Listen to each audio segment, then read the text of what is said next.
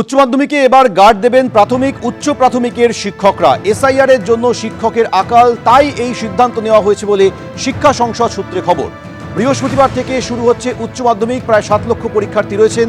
তার আগে এই সিদ্ধান্ত নেওয়া হয়েছে। বিস্তারিত বলবেন কৃষ্ণেন্দু অধিকারী, রয়েছেন টেলিফোনে। কৃষ্ণেন্দু, দেখো, তুমি জানো যে মাধ্যমিক পরীক্ষা চলছে এবং সেই আবহেই আগামী বৃহস্পতিবার থেকে উচ্চ মাধ্যমিকে শুরু হচ্ছে রাজ্যে।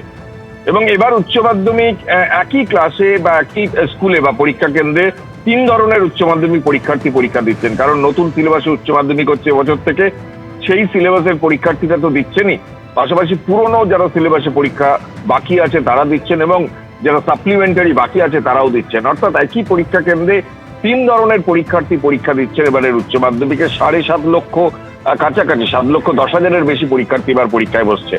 এক্ষেত্রে প্রচুর গার্ড বা নজরদারির জন্য শিক্ষক প্রয়োজন। তুমি জানো মাধ্যমিকের ক্ষেত্রে মধ্যশিক্ষা পর্ষদের তরফে গোটা বিষয়টা জানিয়ে নির্বাচন কমিশনের দ্বারস্থ হয়েছিলেন মধ্যশিক্ষা পর্ষদ।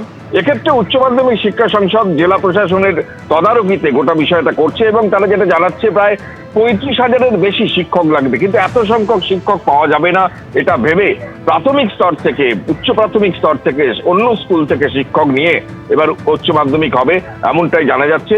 যদিও পরীক্ষার কদিন আগে সেই সংখ্যাটা কত, অর্থাৎ অন্য স্কুল থেকে বা বহিরাগত কত টিচার দিয়ে পরীক্ষা হবে এবার উচ্চ মাধ্যমিক, সেই সংখ্যাটা কিন্তু উচ্চ মাধ্যমিক শিক্ষা সংসদ স্পষ্ট করতে পারেনি। কিন্তু এটা জানাচ্ছে সংসদ যে প্রত্যেক জেলাতেই এই বহিরাগত শিক্ষক দিয়ে এবার উচ্চ মাধ্যমিক পরীক্ষা হবে। অন্য স্কুল থেকে মূলত যারা শিক্ষক, যারা প্রাথমিক স্কুলে পড়ান, উচ্চ প্রাথমিক স্কুলে পড়ান, তাদের দিয়েই এই পরীক্ষা নেওয়া হবে। অন্যান্য বছর নেওয়া হতো, কিন্তু এবছর যেহেতু সংখ্যাটা বেশি লাগছে শিক্ষকদের ক্ষেত্রে, তাই এবার বেশিভাবে নেওয়া হবে এমনটাই সংসদ সূত্রে জানা যাচ্ছে। ধন্যবাদ।